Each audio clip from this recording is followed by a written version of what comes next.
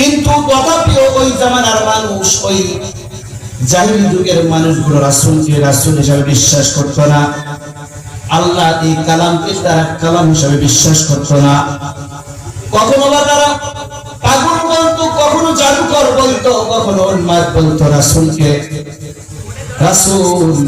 রাসূলকে তারা এক পর্যায়ে পাগল বলা শুরু করলো, যে দেখো কত বড় পাগল, আজগবি কথা কোথা থেকে নিয়ে আসো, আজগবি কথা কোথা থেকে নিয়ে আসো মুহাম্মদ, এই মুহাম্মদ তো পাগল হয়ে গেছে। তারা রাসূলকে পাগল বলতো, এমনকি তারা হজের মৌসুমে ঘোষণা দিত, লোক সেট করে রাখতো, ঘোষণা দাও, সবাই এক জায়গায় বাজারে বলতো, এই মুহাম্মদ নামে মক্কায় একজন লোক আছে, মুহাম্মদ নামে একজন মক্কায় লোক আছে, খবরদার কেউ যেন ওই মুহাম্মাদের কাছে যেও না, যদি যাও তাহলে তোমরা ক্ষতিগ্রস্ত হবা।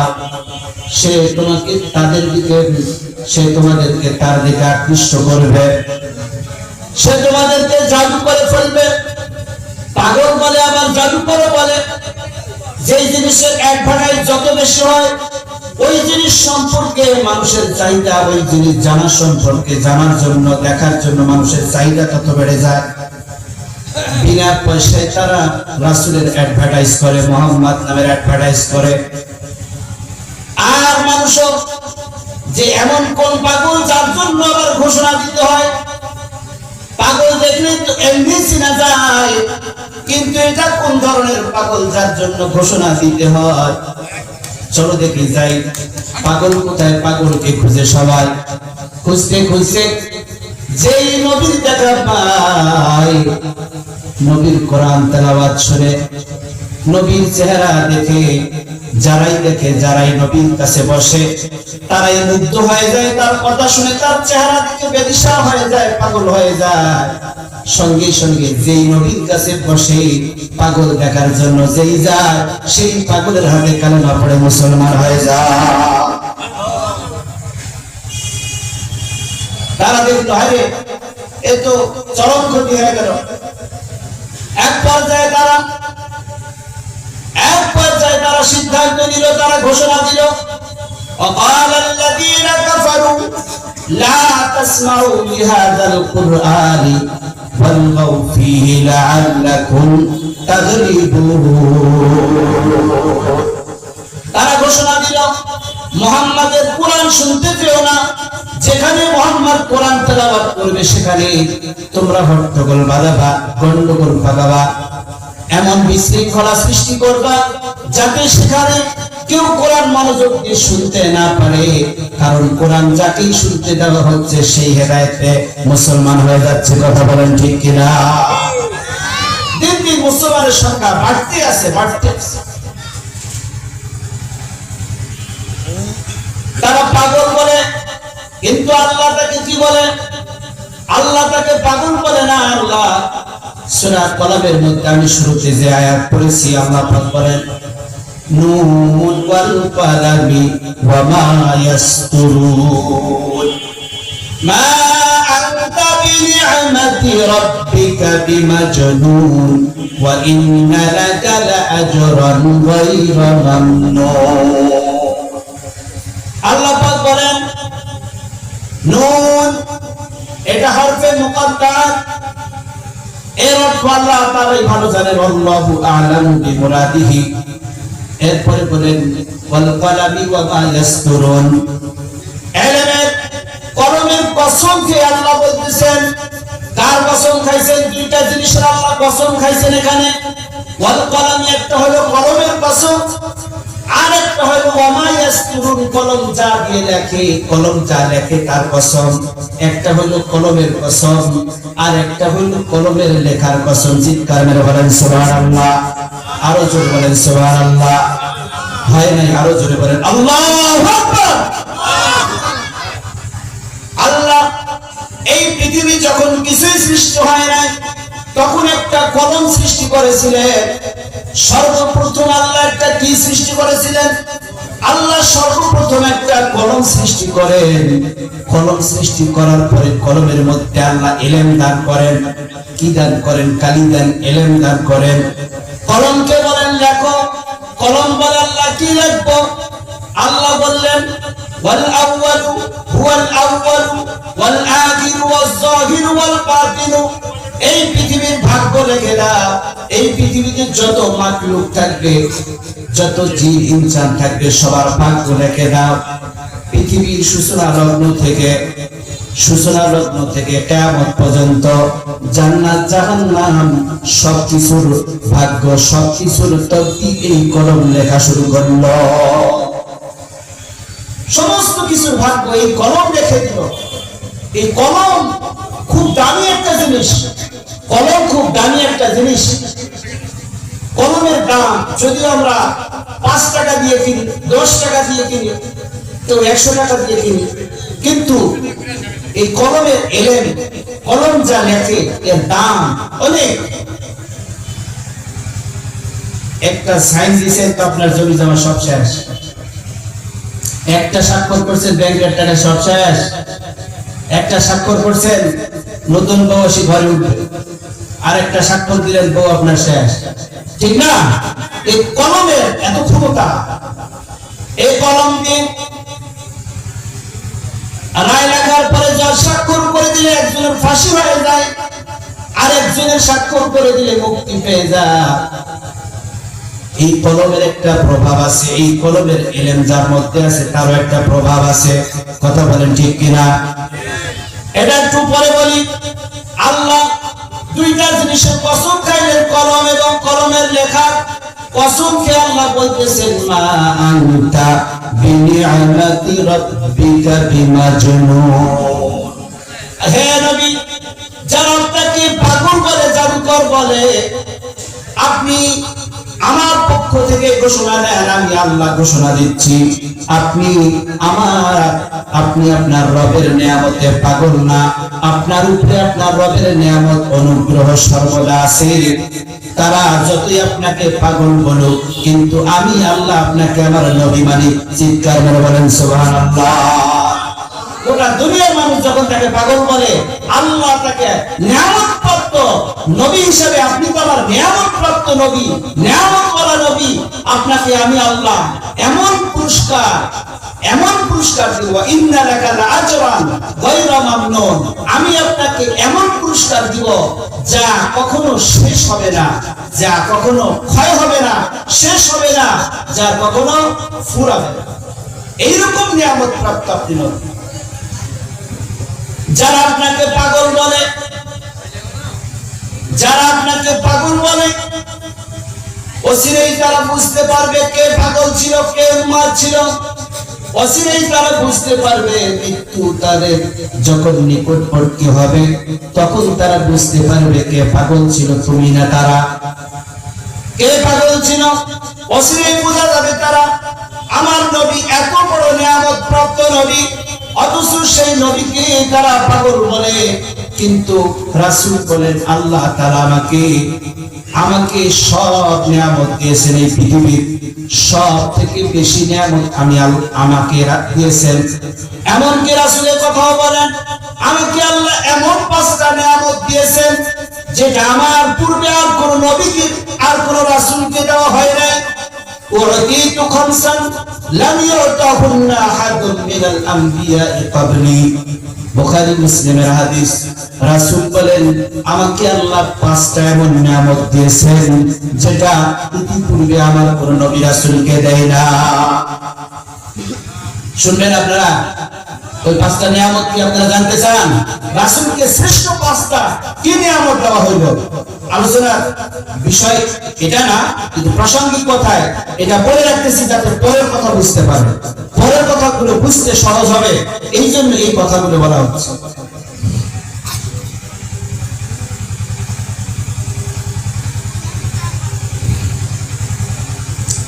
আমার ভাইয়েরা, রাসূল বলেন আমাকে আল্লাহ 5টা নিয়ামত দিয়েছেন, শ্রেষ্ঠ নিয়ামত যেটা আর কোন নবী রাসূলকে দেওয়া হয় নাই।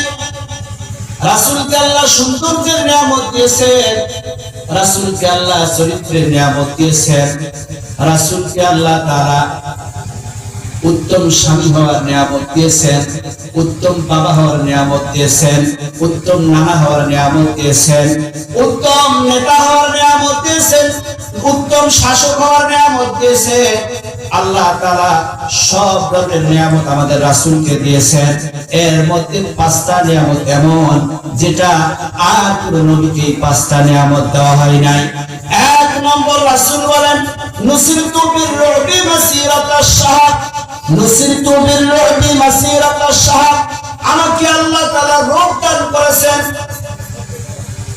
1 মাসের ঘোড়া দৌড়ের রাস্তা। আমি নবী যেখানে বসে থাকবো সেখান থেকে পূর্ব দিকে 1 মাস ঘোড়া দৌড়াইলে যতদূর যাবে, পশ্চিমে 1 মাস ঘোড়া দৌড়াইলে যতদূর যাবে, উত্তরে 1 মাস ঘোড়া দৌড়াইলে একটা ঘোড়া যতদূর যাবে, দক্ষিণে একটা ঘোড়া চালায় দিলে 1 মাস একটা দৌড়াইলে যতদূর যায়, আমি নবী যেখানে বসে থাকি আমার চতুর্দিকে 1 মাসের ঘোড়া দৌড়ের রাস্তা পরিমাণ জায়গা পর্যন্ত আমি রাসূলের প্রভাব, আমি রাসূলের ভীতি মানুষের অন্তরে কাজ করে। চিৎকার মেরে বলেন সুবহানাল্লাহ, আরো জোরে বলেন সুবহানাল্লাহ। আল্লাহ রাসূলকে আল্লাহ তাআলা রূপ হচ্ছে প্রভাব। প্রত্যেকটা মানুষের আলাদা আলাদা প্রভাব আছে। হুজুরের একটা প্রভাব আছে, চেয়ারম্যানের আরেকটা প্রভাব আছে, এমপির একটা প্রভাব আছে। এক একটা মানুষের এক একটা প্রভাব, এক এক মানুষের এক এক প্রভাব আছে। মুয়াজ্জিন সাহেব রাস্তা দেয়া যায়, মাদ্রাসার হাফেজ সাহেব রাস্তা দেয়া যায়, মসজিদের খতিব সাহেব যখন রাস্তা দেয়া যায়, রাস্তার পাশে মোড়ের উপরে একদল চট বিছাইছে বিকেল বেলা তাস খেলতেছে। কি খেলতেছে? তাস খেলতেছে। যেই মৌলভী সাহেব দেখছে তখন তাসের পোটলা চটের ভিতরে লুকায় রাখছে, বাদামের পোটলা বাই করে সবাই বাদাম চা। হুজুর আসছে, সালাম দিয়ে, হুজুর আসসালামু আলাইকুম, ভালো আছেন, চা খান। হুজুরকে কিভাবে তাড়াতাড়ি ভাগানো যায় একটা শর্টকাট বুদ্ধি করে হুজুরকে পাঠাই দিয়ে এরপর হুজুর চলে গেলে আবার তারা তাস নিয়ে আবার খেলা শুরু। তার মানে কি? এটা হলো হুজুরের প্রভাব। এটা হলো হুজুরের ভিতরে যে এলেম আছে, ওই যে কলম, ওই এলেমের কলম, ওই কলমের এলেম এই হুজুরের মধ্যে আছে, এটা তার প্রভাব। একজন মেয়ে মানুষ রাস্তায় কাজ করতেছে, সারাদিন মাথায় কাপড় দেয় না, যে একজন মৌলভী সাহেব দেখে, হুজুর দেখে, খতিব দেখে, অমনি মাথায় কাপড় দেয়। কেন? এটা হলো তার এলেমের প্রভাব, এটা হলো তার এলেমের প্রভাব। মাস্টার যায়, ছাত্ররা আশপাশে খেলাধুলা করতেছিল, বিভিন্ন খারাপ ভাষা, অশ্লীল ভাষা বলাবলি করতেছিল। যখনই শিক্ষককে দেখতে পায় সঙ্গে সঙ্গে কাছাকাছি ছেড়ে দিয়ে সালাম দেয়, স্যার আসসালামু আলাইকুম। এটা হলো স্যারের এলেমের প্রভাব। প্রত্যেকটা মানুষের একটা প্রভাব আছে, আছে না নাই? আপনারা যে মুসলমান, আপনারা যে ঈমানদার, প্রত্যেক ঈমানদারের কালেমার একটা প্রভাব আছে না নাই? প্রত্যেক ঈমানদারের কোরআন তেলাওয়াতের একটা প্রভাব আছে না নাই? এই যে প্রভাব, এই প্রভাব থাকার কারণে আজকে বাংলাদেশে 16 কোটি মানুষ, 16 কোটি মুসলমানের ভিতরে ঈমানের একটা প্রভাব আছে না নাই? বলেন, ঈমানের একটা প্রভাব আছে। ওই বদরের ময়দানে 313 জনের ঈমানের প্রভাবে আধা জাহান দখল করে ফেলে দিয়েছিল। চিৎকার মেরে বলেন কথা ঠিক কিনা? বদরে 313 জন সাহাবী ঈমানের প্রভাবে আধা জাহান দখল হয়ে গেছে। আজকে 16 কোটি মুসলমান বাংলাদেশে বাস করে।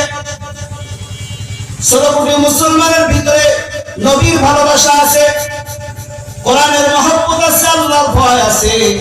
যদিও তারা নামাজ না পড়ে, কিন্তু যখন নবীর বিরুদ্ধে, কোরআনের বিরুদ্ধে কোনো স্লোগান আসে, কোন বাক্য আসে, সঙ্গে সঙ্গে দেখবেন ওই যুবকরা যে সারা বছরেও নামাজ পড়ে না, ঈদের নামাজ ছাড়া, ওই যুবক লাফায় ওঠে, আমার নবীর বিরুদ্ধে এই কথা বললে কেন তোর ফাঁসি চাই।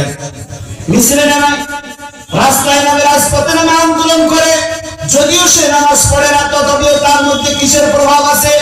ঈমানের প্রভাব থাকার কারণে সে রাস্তায় নেমে যায়, রাজপথে নেমে যায়, জীবন দিতে রাজি হয়, জীবন দেওয়ার জন্য প্রস্তুত থাকে। নবীর কটূক্তি, নবীর অপমান সে সহ্য করতে পারে না, জীবন দিবে, কিন্তু কোরআনের বিরুদ্ধে কোনো কিছু শুনতে পারে না। কথা বলেন ঠিক কিনা? এটা হলো কালেমা, ঈমানের প্রভাব।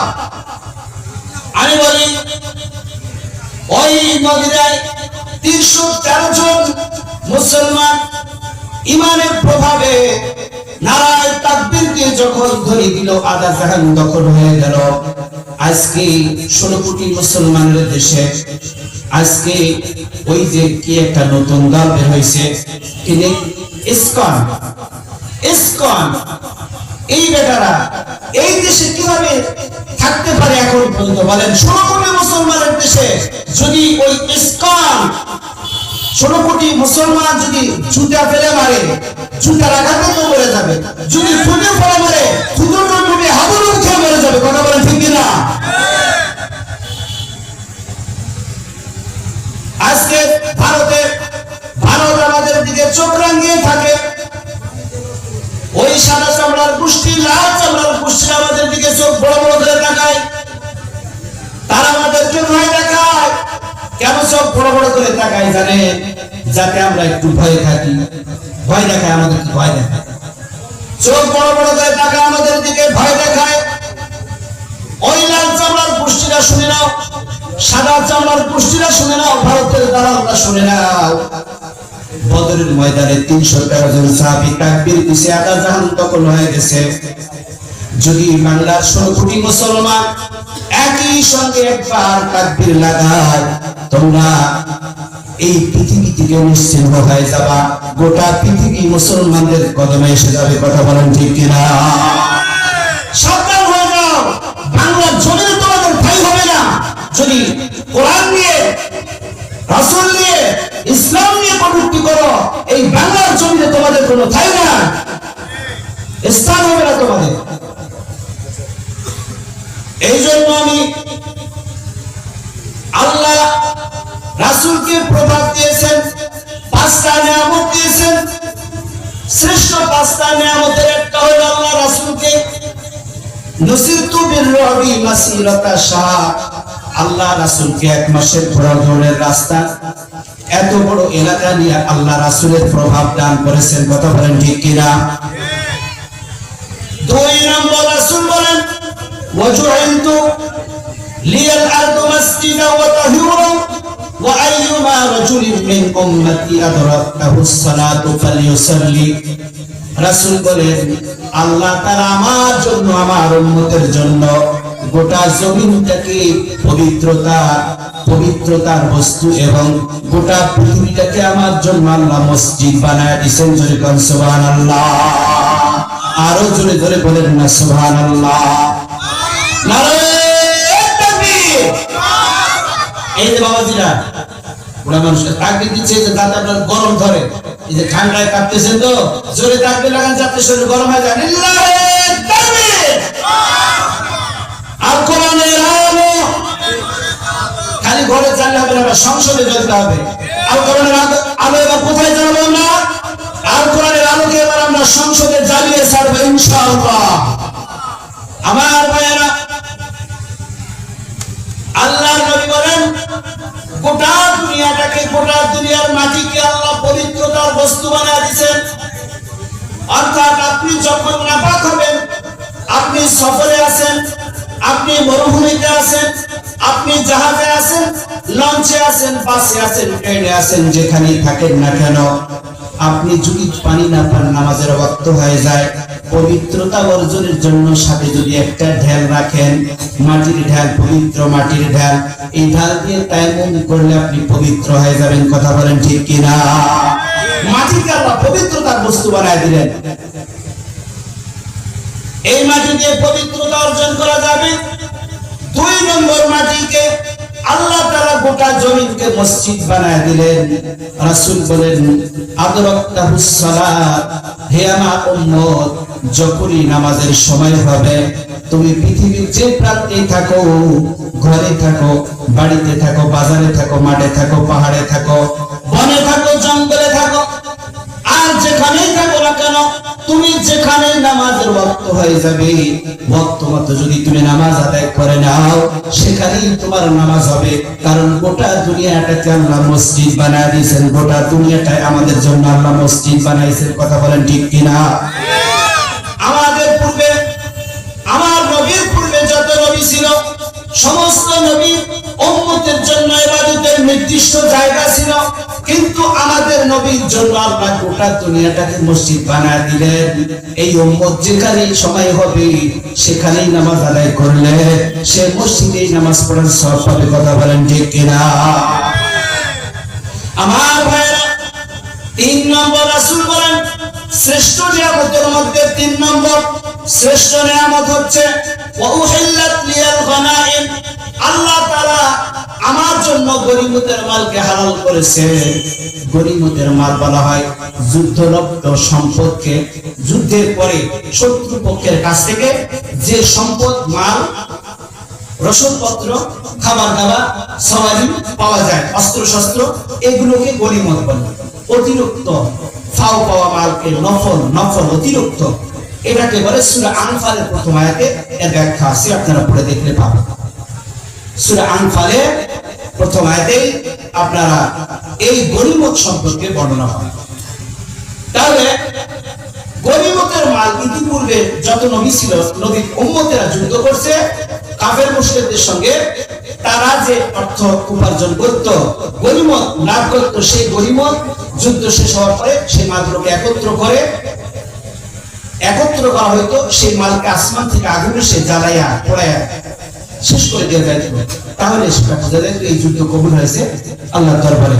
অর্থাৎ এই মাল তারা বন্টন করে ভাগ করে নিতে পারতো না, এই মাল খাওয়া তাদের জন্য হালাল ছিল না। কিন্তু শেষ নবীর উম্মতের জন্য গনিমতের মাল খাওয়াকে আল্লাহ হালাল করে দিয়েছেন। সুবহানাল্লাহ সুবহানাল্লাহ। 4 নম্বর নবীকে আল্লাহ শ্রেষ্ঠ নিয়ামত দিলেন। ওয়া কানা আন-নাবিয়্যু ইউবআসু ইলা কওমিহি খাসাতান ওয়া ইউবআসু ইলান নাসি কাফা। রাসূল বলেন আমার পূর্বে যত নবী এসেছেন সমস্ত নবী রাসূলকে আল্লাহ তাআলা নির্দিষ্ট একটা কওমের জন্য পাঠাইছেন। কাউকে একটা গোত্রের জন্য, কাউকে একটা কওমের জন্য, কাউকে একটা জেলার জন্য, কাউকে একটা থানার জন্য, কাউকে বা একটা পরিবারের জন্য, কাউকে বা একটা দেশের জন্য। কিন্তু আমাকে আল্লাহ তাআলা পাঠিয়েছেন সারা পৃথিবীর মানুষের জন্য। চিৎকার করে বলেন সুবহানাল্লাহ। শুধু মানুষ নয়, আমি নবী জিনেরও নবী, আমি নবী সাপেরও নবী, আমি নবী গেন্দেরও নবী, আমি নবী এই কুল কায়নাতে যত মাখলুক আছে, কুল কায়নাতে যত মানুষ আছে, যেখানে সূর্য ওঠে আর যেখানে সূর্য ডোবে, এই এত বড় বিশাল পৃথিবীর নবী আল্লাহ আমাকে বানায়া দিয়েছে। সুবহানাল্লাহ। সারা পৃথিবীর বিশ্ব নবী, আকাশেও তিনি নবী, জমিনেও তিনি নবী, কবরেও তিনি নবী। কবরেও নবীর প্রশ্ন আছে না নাই? আল্লাহ পাক বলেন, আল্লাহ রাসূল বলেন 5 নম্বর আমাকে আল্লাহ তাআলা শ্রেষ্ঠ নিয়ামতের মধ্যে একটা নিয়ামত হইল 5 নম্বর নিয়ামত, এটা হলো ওয়া উতিতুশ শাফাআতাল কুবরা। ওয়া উতিতুশ শাফাআতাল কুবরা, আমাকে আল্লাহ তাআলা শাফাআতে কুবরা দান করেছে। কিয়ামতের দিনে সমস্ত নবীগণ মিলে যা সুপারিশ করে জান্নাতে নিয়ে যাবে যত মানুষকে, আর আমি বিশ্ব নবী সবার চেয়ে একাই আমার তার চেয়ে অনেক বেশি উম্মতকে জান্নাতে নিয়ে যাব। আমার ৭০,০০০ উম্মতকে আমি বিনা হিসাবে প্রথমে জান্নাতে নিয়ে যাব। চিৎকার মেরে বলেন সুবহানাল্লাহ। শাফাআতে কুবরা, সবচেয়ে বড় সুপারিশকারী তিনি। তার সুপারিশে কিয়ামতের দিন বিচার শুরু হবে। তিনি মাকামে মাহমুদের সিজদায় পড়ে কাঁদবেন। তার কান্না শুনে কিয়ামতের ময়দান 50,000 বছর ধরে মানুষ দাঁড়িয়ে থাকবে। 50,000 সানাতিন মিম্মা তাউদ্দুন, 50,000 বছরের সমান দিন হবে। তুহশারুনা হুফাতান উরাতান কুরলা, আম্মা যারা এসে বলেন সেখানে মানুষ নগ্ন পায়ে খাতনাবিহীন অবস্থায় উঠবে। মানুষ বেদিশা পাগল হয়ে যাবে, চিৎকার করবে, কাটতে থাকবে। কিন্তু কেউ আল্লাহর সামনে গিয়ে কথা বলার সাহস পাবে না, বিচার কার্য শুরু হবে না। তখনও শুধু দাঁড়িয়ে থাকতে থাকতে 50,000 বছর মানুষ ক্লান্ত হয়ে যাবে। অবশেষে মানুষ দৌড়াবে আদমের কাছে, মানুষ দৌড়াবে নূহের কাছে, ইব্রাহিমের কাছে, ঈসার কাছে, সমস্ত নবীদের কাছে যাবে। কেউ কোনো আল্লাহর দরবারে সুপারিশ করার সাহস পাবে না। সর্বশেষ মুহাম্মদ রাসূলুল্লাহ সাল্লাল্লাহু আলাইহি সাল্লাম সুপারিশ করবেন, তার সুপারিশে বিচার কার্য শুরু হবে। আল্লাহু আকবার, আল্লাহ। আমরা সেই নবীর উম্মত, আমরা আমাদের কদর বুঝতেছি না, আমরা আমাদের দাম বুঝতেছি না। সুন্দর যে রাসূলকে আল্লাহ শ্রেষ্ঠ নিয়ামত দিয়েছিলেন, হযরতে জাবের রাদিয়াল্লাহু তাআলা আনহু বলেন, রাসূল এত সুন্দর ছিল যে তার চেহারায় আল্লাহ কুদরতি নেকাব লাগাইতে বাধ্য হইছেন। হযরতে ইউসুফ আলাইহিস সালাম ছিল ইয়াকুব আলাইহিস সালামের চোখের জ্যোতি, আর আমাদের নবী ছিল স্বয়ং আল্লাহর চোখের জ্যোতি। আমাদের নবী এত সুন্দর ছিল যে দেখলে মানুষ পাগল হয়ে যাবে, তাই আল্লাহ তার চেহারার উপরে কুদরতি নেকাব লাগায় দিয়েছিলেন। এই নেকাবটা তার জীবনে 4 থেকে 5 বার খুলেছিল। একবার আম্মা জান আয়েশার সামনে খোলা হয়েছিল। আম্মা জান আয়েশা বলেন, আমার সামনে আমি ওই দিন সেলাইয়ের কাজ করতেছিলাম, সেলাইয়ের কাজ করতে করতে বাতির তেল ফুরিয়ে গেল, বাতি বন্ধ হয়ে গেল। এমন সময় আমি আমার হাতের সুইটা পড়ে গেছে, খুঁজতেছিলাম, হাতের সুইটা হারিয়ে গেছে, খুঁজতেছিলাম। এমন সময় আল্লাহ তার নবীর চেহারার মেকআপকে খুলে দিয়েছে। আমার নবীর চেহারার আলোতে আমি আমার হারানো সুস্থ অন্ধকারের মধ্যে পেয়ে গেলাম। এত সুন্দর ছিলেন। হযরত আবু দারদা বলেন, আমি একদিন এশার নামাজের পরে মসজিদের পাশ দিয়ে যাচ্ছিলাম, রাসূল মসজিদের ভিতরে বসা ছিল। আমি বুঝতে পারি নাই, আমি যখন মসজিদের দিকে তাকালাম আমার মনে হইল মসজিদের ভিতরে চাঁদের একটা টুকরা দেখা যায়। হযরত আবু দারদা চিৎকার করতেছে, কিয়ামত হয়ে গেছে, কিয়ামত, কিয়ামত হয়ে গেছে, কিয়ামত। আরেকজন দৌড়াইছে, কি হলো, কিসের কিয়ামত হয়ে গেল, কিভাবে কিয়ামত হইলো, কখন হইলো?